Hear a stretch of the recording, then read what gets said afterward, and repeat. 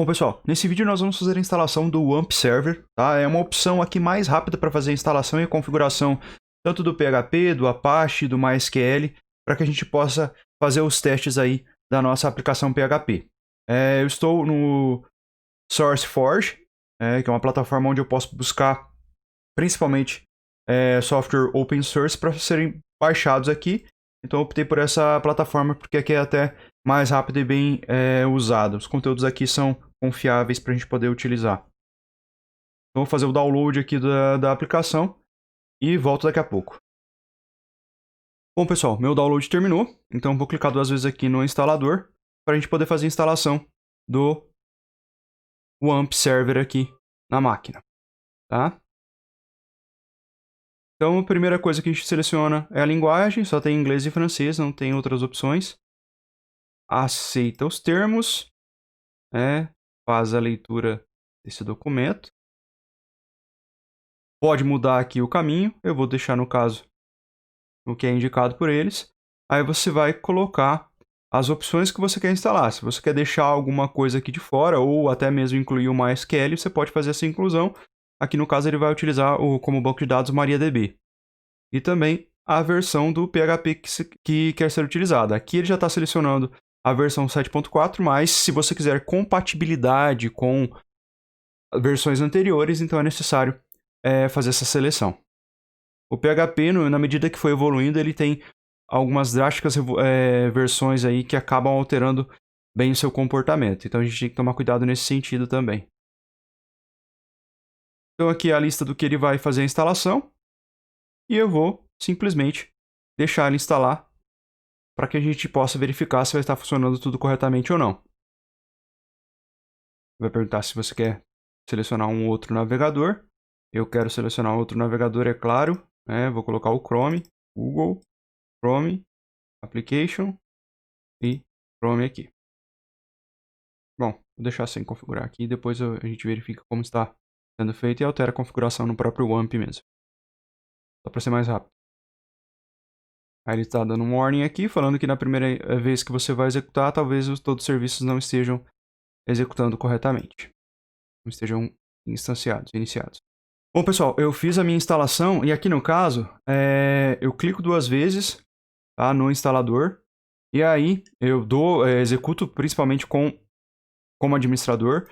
E aí ele vai mostrar esse ícone aqui para identificar se os serviços estão rodando ou não. No meu caso aqui, ó, eu posso verificar que todos os serviços estão rodando, ele inclusive mostra, né, quando eu coloco o mouse sobre a opção. E aí ele mostra quais são essas opções, né? Por exemplo, para acessar o localhost direto no meu navegador, e aqui abriu numa outra janela. Tá aqui, ó.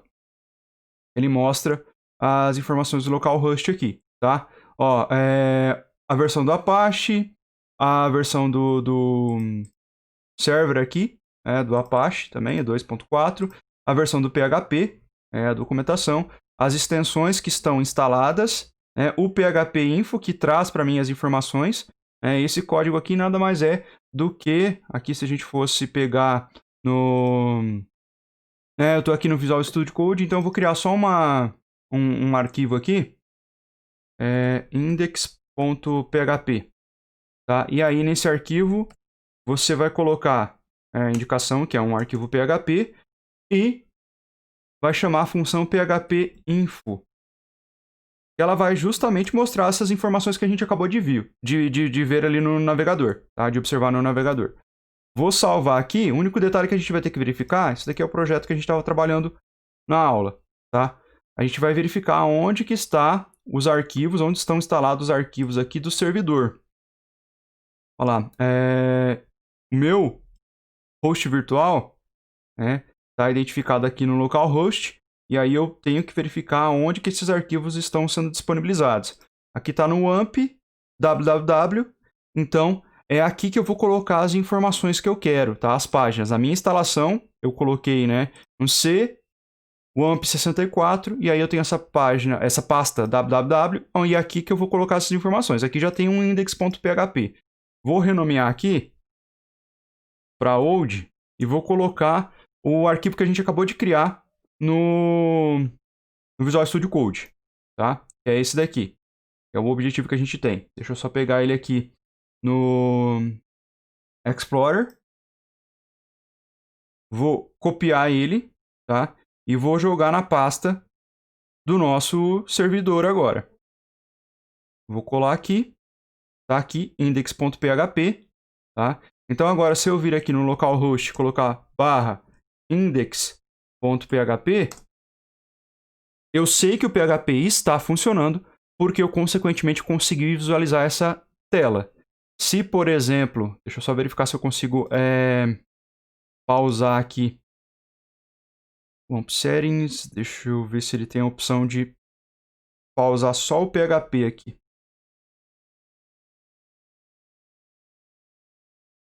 Como eu desabilitei, PHP, extensions. Eu tenho como mudar a versão. Eu tenho como fazer algumas alterações aqui na configuração já de imediato. Ativar ou desativar determinadas extensões. E aí tem a documentação. Eu tenho como parar aqui, na verdade, todos os serviços. Eu vou parar todos. Tá, lá, ficou em vermelho o nosso ícone aqui. E aí, se eu atualizar aqui, o que vai acontecer?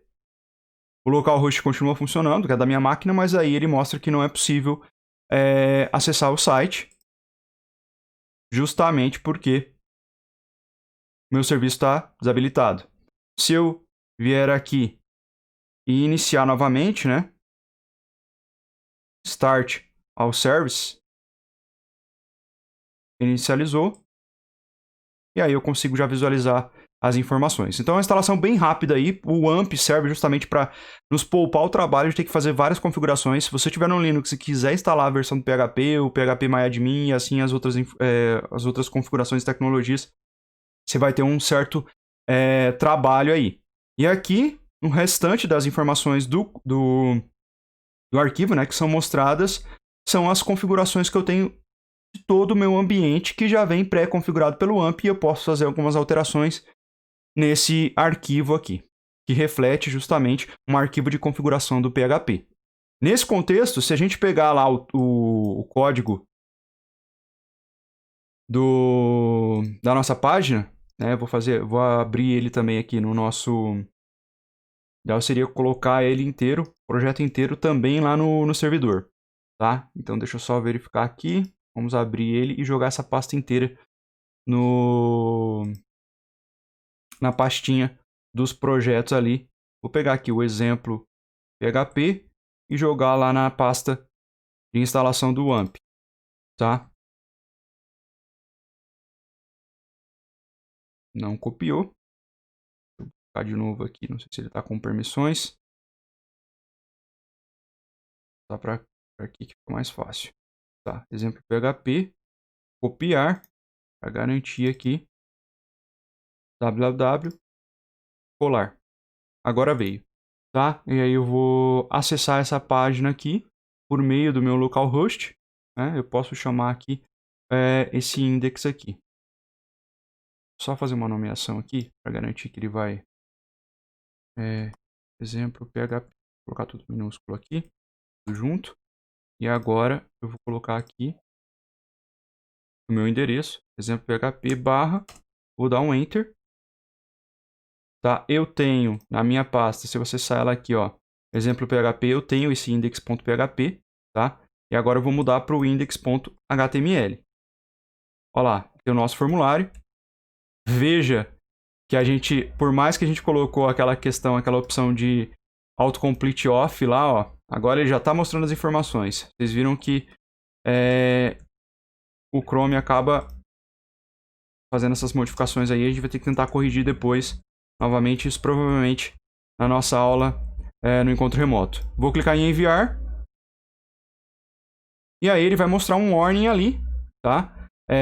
Falando que está esperando 2 parâmetros aqui na informação. Veja então que a gente tem algumas configurações, algumas correções para serem feitas ali no nosso formulário, né? E ele não conseguiu conectar também com o servidor de e-mail, porque nós não temos um servidor de e-mails ali identificado. E se a gente observar essas indicações aqui também, a gente pode clicar, né, na função que está indicada aqui, que tem um erro. Ó, tem um warning e estava esperando 2 parâmetros. Né? que acontece essa função? Quando você clica aqui, nessa opção aqui dos erros do PHP, ele leva para a documentação do PHP lá naquele site que foi indicado na aula.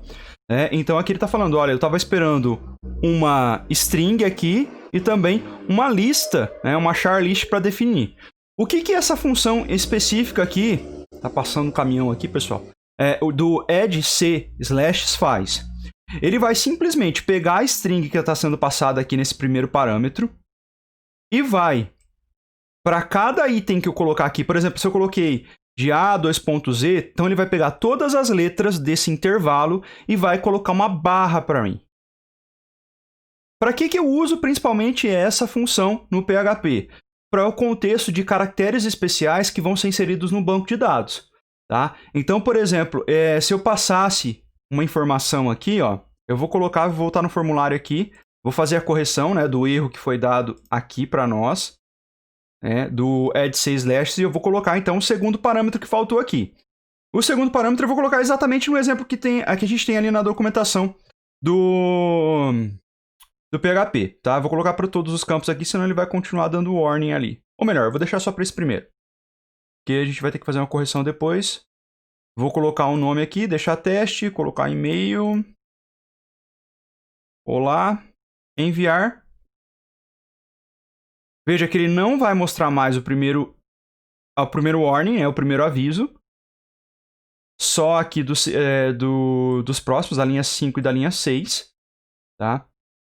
Tá aqui. E aí aqui ele mostrou como que saiu o nome. Olha lá o que ele fez. Ele adicionou barra para cada um dos caracteres que eu tinha na minha string, que foi passado aqui no caso, voltando ao formulário PHP aqui.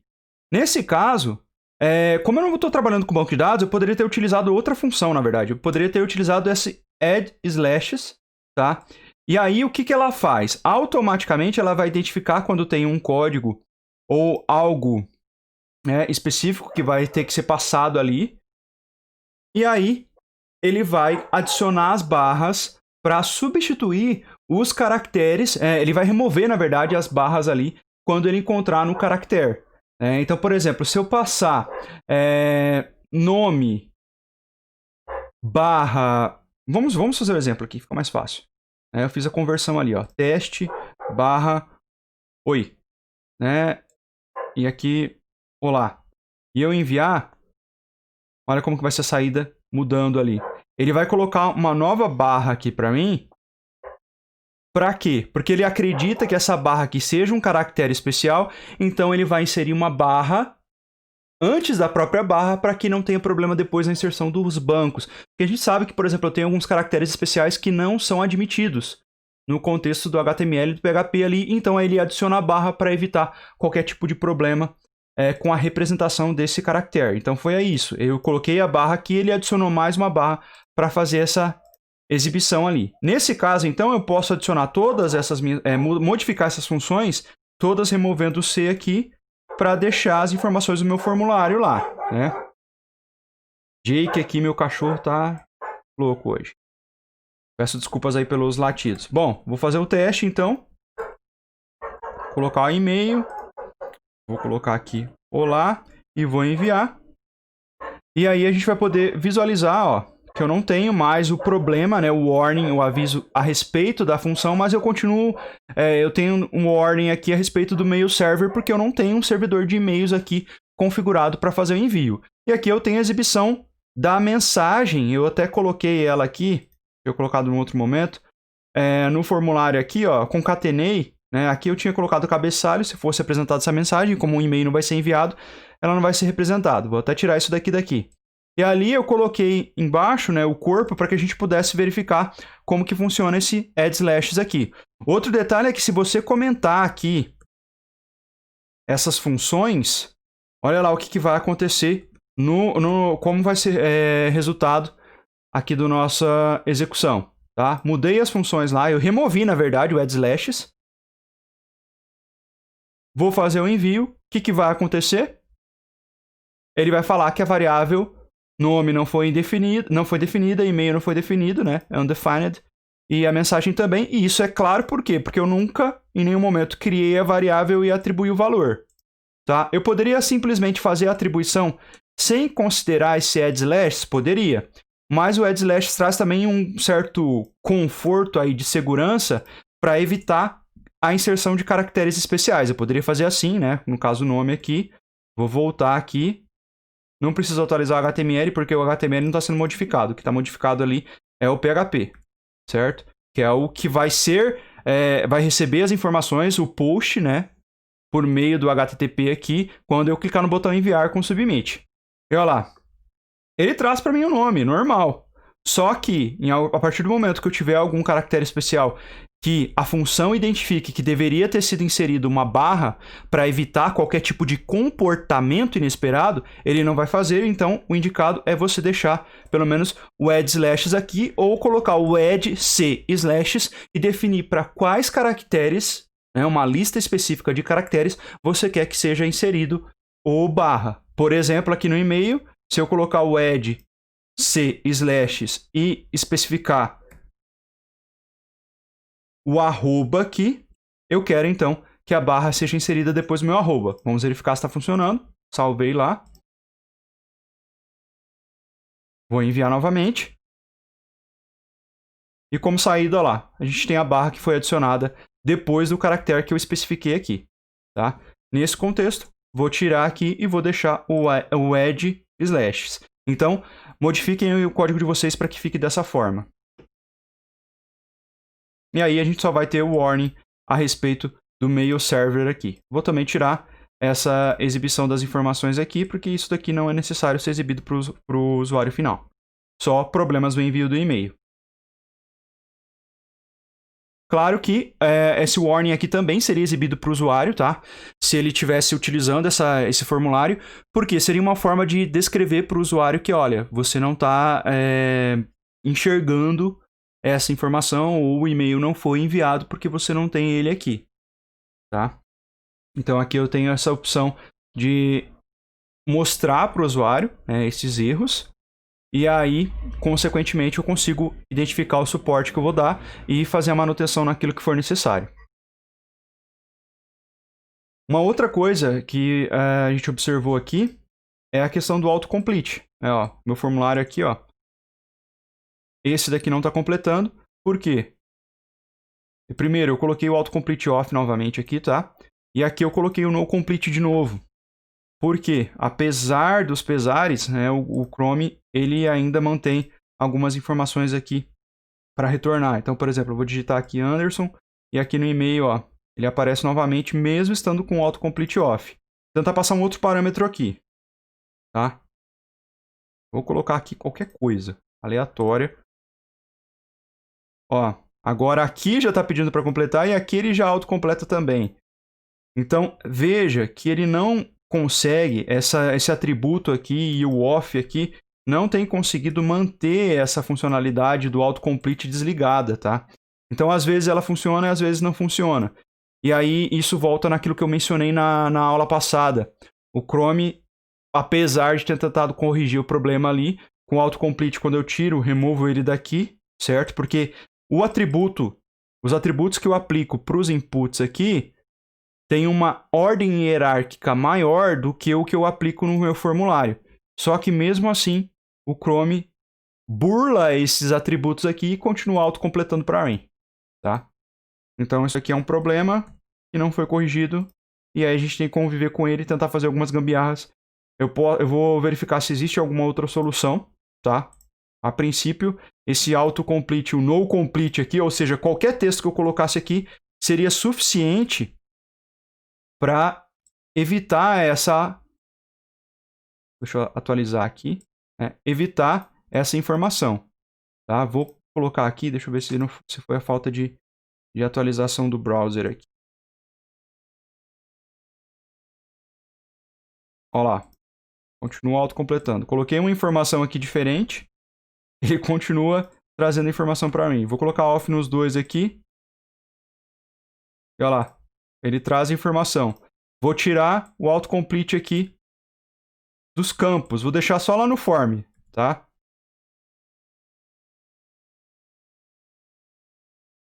Ó. Atualizar. Mesma coisa. Tá? Então ele realmente acaba não funcionando se eu escrever aqui, ó, no complete, atualizar. Para esse campo até funciona, para esse outro não. Deixa eu pegar esse texto aqui e fazer mais um teste. Vou colocar o off aqui e vou colocar o no complete aqui. Completa aqui, não completa aqui. Porém, se eu repetir o no complete aqui, atualizar, ele completa para os dois. Então isso é um bug aí do navegador que não consegue identificar esse atributo e aí, consequentemente, aplicar essa regra para não completar o formulário que é enviado. É isso, pessoal. Então, um abraço, até mais.